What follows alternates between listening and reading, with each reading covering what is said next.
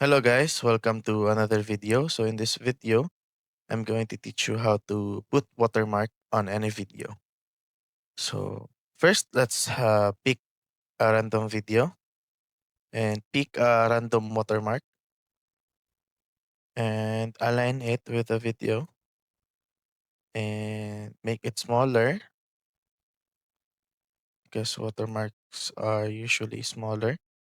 So you just have to go to video basic and click this blend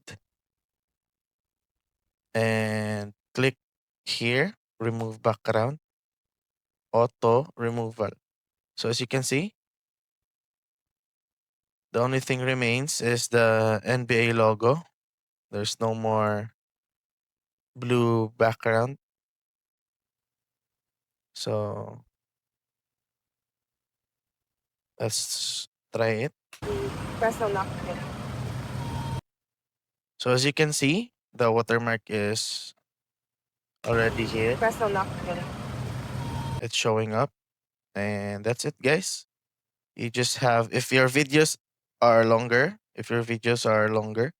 you can just, you know, adjust this one and align it with the duration of your video. So that's it, guys. Thanks for watching.